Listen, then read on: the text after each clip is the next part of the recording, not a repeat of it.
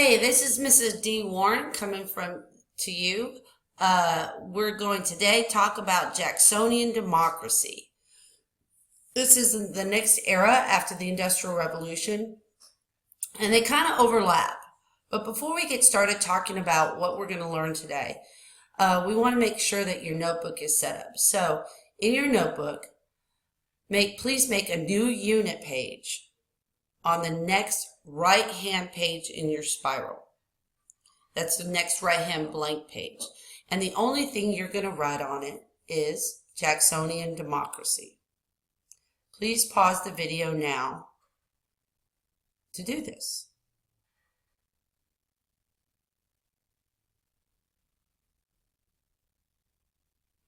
Okay. What you're going to learn today about Jackson. Andrew Jackson was our 7th president. Jacksonian democracy is an era in politics where Andrew Jackson really made a huge impact. Some say it was great, some say it was not so great. So today, the question you're going to be asking yourself is, how did Andrew Jackson rise to greatly change the early United States? Jackson was incredibly controversial. Some people say he was a great president. Some people say he was an evil president and abused the power that he had. But really, why should you care? Jackson was the man who truly put the focus of America on the common people. The common people are your non-landowners, your poor farmers, your people who are making their way to the West and trying to make a living.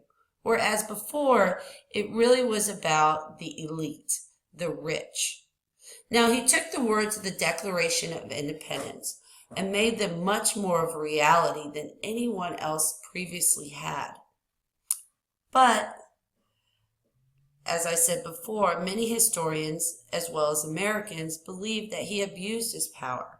So by the time you learn in the next couple weeks about Andrew Jackson, that might be something that you're confused about as well, and what side to actually be on.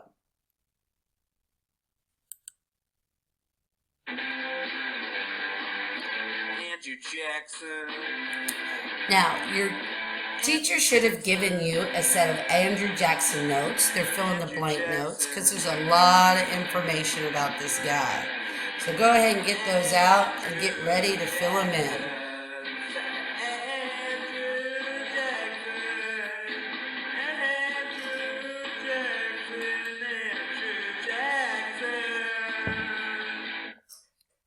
All right, yes, obnoxious, but got your attention. All right.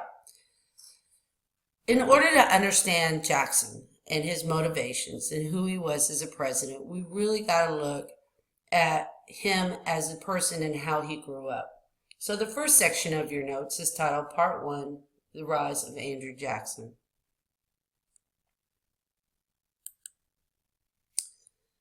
Now, Andrew Jackson grew up poor. His father died very early, and it was him and his brother and his mother. Now, as a teenager, he served as a messenger during the Revolution. And he was captured, and he, as seen in this picture, and he was taken by the British, and he really showed his rebellious spirit. During the time he was a prisoner, this British officer came in, and he had all kinds of mud and dirt on his boots, and he said, "Hey, boy, clean my boots, shine my boots." And he looked at him and said, "Forget you. I'm not doing that. I hate you, British." Well, the British guy, of course, as you can see in the picture, was really offended, very disrespected, and said, "Well, I'll show you, kid." Andrew Jackson pulled up his hand. He saw the swipe coming. Now, I don't believe that the British soldier was actually going to, kill him, but probably pop him on the side of the head with a sword on the, the blunt side, just the side where it's not sharp. But the edge did come up. It cut his hand and cut his forehead and left a scar with Andrew for the rest of his life. Now, his mother did finally come and negotiate a treaty for him and his brother, But both him and his brother caught smallpox on the way back to their home, and his brother ended up dying. Andrew Jackson survived it. His mother caught the disease and ended up dying as well. And later, Andrew Jackson spent the rest of his young life, I believe, with an uncle. Now, eventually he made himself west, and he met a lady named Rachel Lombard, and she was truly, truly the love of his life. He fell in love with this lady in Kentucky, and they fell in love immediately. The only problem was she was still married. That's the problem. Now, her husband had kind of abandoned her, and nothing was proven out there in this history book saying that he was abusive, but that's what they're assuming happened. And they looked at it as, you know what, he abandoned him. It's kind of like a divorce, so they went and got married.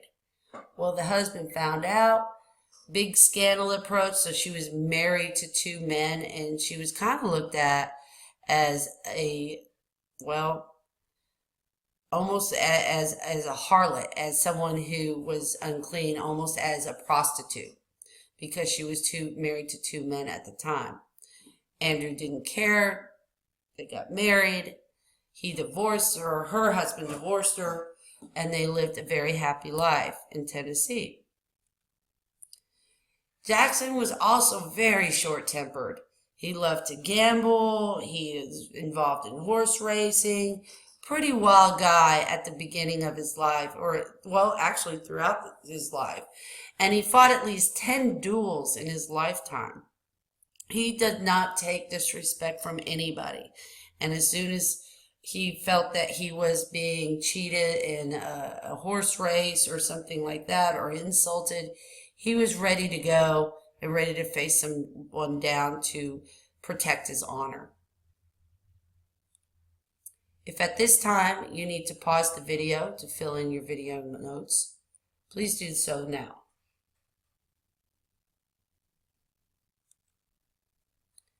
Now, earlier, before he became president, you know, back then there was no signs in the yard, there's no commercials, there's no debates or anything like that where you'd say, oh yeah, I know who that guy is. Jackson had to become famous in some way, and he started a military career in Tennessee, and he was ordered during the War of 1812 to help go defend the port down at New Orleans. So he goes down the Mississippi. He gets together this ragtag group of slaves, Indians, homeless guys, pirates, anybody who was willing to fight. And he got them all together, and they fought the British, as you see in this picture, and he won. Except he won the battle after the war was already over. See, the telegraph hadn't been invented yet. That would have been pretty handy back then, but regardless of when the battle was won, it was a great victory, and Jackson was looked at as the hero of New Orleans. And because of this hero status, a lot of people knew who he was. So when he does decide to run for president, his popularity was already there. He also was famous for taking Florida from Spain. He was ordered to go down there prior to this to fight the Indians, and was pretty brutal to the Indians. But eventually Spain gave up Florida, and we added it to the United States. And he went home and continued to live on his plantation, where he owned slaves, as you know from the video yesterday.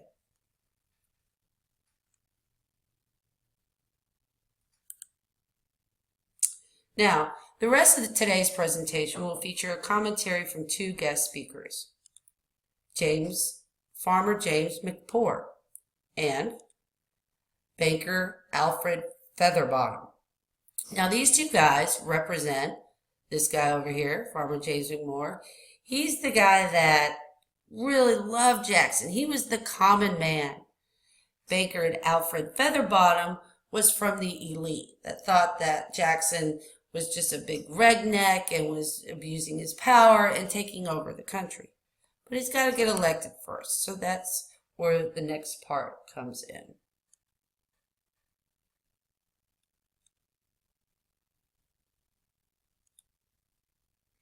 All right, so now we enter part 2, Jacksonian Democracy and the Rise of the Common Man. Now, in this picture, you see the White House in the background after it was rebuilt when the burning of the War of 1812. There's a crowd of people. We're having a big party. This didn't happen for any other previous president. Jackson decided to invite as many people that wanted to come to the White House as he wanted or they wanted. Didn't matter who you are. He was the president of the people, and so the people should party with him. Unfortunately, the people were pretty crazy. They were jumping all over the furniture. They were all over the house. They were, just crazed over this great guy, Andrew Jackson. In fact, it got so bad that Jackson had to be snuck out the back door, and to get the people out of the White House, they had to throw all the kinds of wine and whiskey out on the front lawn so the people would get out of the house. And then Jackson came back a day or two later and was able to resume his job as president. And of course, as you can see here, the differences in the two opinions were pretty crazy. They were like, okay, this is what this guy's going to do.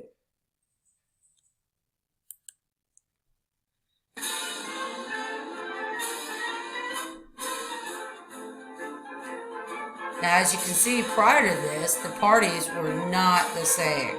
This was prior to Jackson. And so they're very prim and proper. And as you can see, these are not the common man.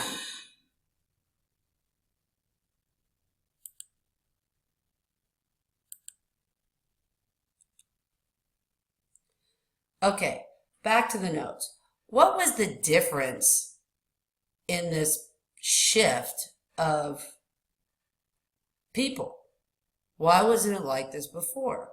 Well, there were some changes in America that were happening. In just a moment, we're going to talk about that. At this time, please pause the video and go to video number 2.